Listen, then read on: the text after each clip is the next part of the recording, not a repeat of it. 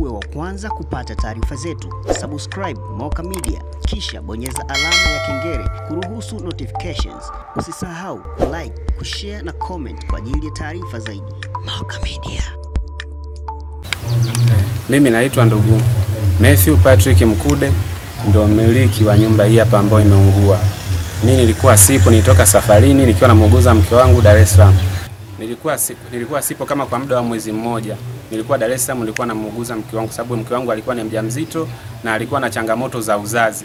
Kwa hiyo alipata watoto kama mara mbili, lakini kila akijifungua alikuwa anakutana na changamoto. Wale watoto wakizaliwa wanakuwa wanapata infection. Sasa kwa ushauri wa madaktari wakatushauri kwamba tujaribu kwenda hospitali zile ambazo zenye uwezo kidogo mkubwa katika uchunguzi. Kwa hiyo mimi tukatoka hapa mwezi wa 3 tukaelekea Dar es Salaam kwa ajili ya matibabu ya huyo mke wangu, ambayo tulianza kliniki kuhudhuria ili kujua changamoto ni nini, na sasa hivi amejifungua na mtoto anaendelea vizuri. Sasa mimi nilikuwa nimerudi huku nyumbani kwa ajili ya kuandaa mazingira, sababu tulitoka kwa muda mrefu. Najua nyumba ilikuwa lazima kutakuwa na vumbi ndani, kwa hiyo mimi nilikuwa nimerudi kwa ajili ya kusafisha nyumba na ili mke wangu aweze kurudi hapa tuendelee na maisha yetu kama kawaida.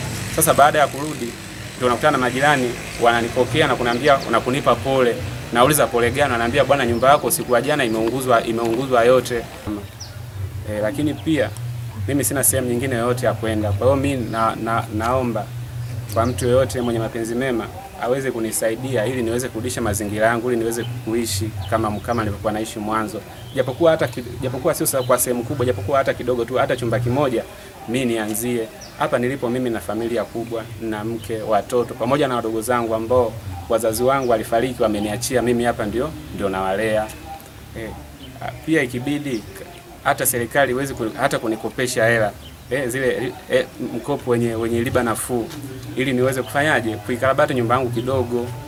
Kwa hiyo mimi ndio ombi langu ndio hilo kwa Tanzania, ninachoomba kwenu ni msaada. Hali yangu sasa ni ngumu kutokana na mazingira ninayoishi. Mimi mpaka sasa hivi tu nasaidiwa na majirani. Sina sehemu maalum vile ya kukaa.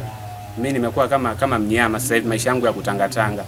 Mimi nimestukia ule moto unapoanza kuwaka. Niliposikia moto ule unaanza kuwaka, nikaanza kufungua dirisha langu nikaangalia. Nilipoangalia nikamwamsha mwenzangu, tunakaa wote. Nimeenda kumuita wanaohusika na ile nyumba pale. Nikaenda kumwamsha kwa chale kule. Ndio akaja pale. Alipokuja hapa kuna chumba kimoja kiliopo hakijawaka moto vizuri. Tukavunja, tukatoa vitu vinavyokuwemo. Ndio kwa kweli kujitetea, maana moto umevamba kabisa, ulikuwa unawaka. Ni baadhi ya sehemu kweli mimi tulikuja hapo, kulikuwa na jiwe hapa. Tumefanya kupasua mlango. Kuna vitu tumemokolea tu TV na kulikuwa na ungo hapa tumeuvunja, na kuna baadhi ya vyombo vyake viwili vitatu kweli tumeviokoa, tumeviweka kushoto. Tulikuwa tunampigia simu yeye mwenyewe hapatikani. Baada Mungu sio Asumani asubuhi yake mwenyewe alitokea. Kurudi kuangalia mazingira yake ndio anapata taarifa kama hii. Ili uwe wa kwanza kupata taarifa zetu, subscribe Moka Media kisha bonyeza alama ya kengele kuruhusu notifications. Usisahau like, kushare na comment kwa ajili ya taarifa zaidi. Moka Media.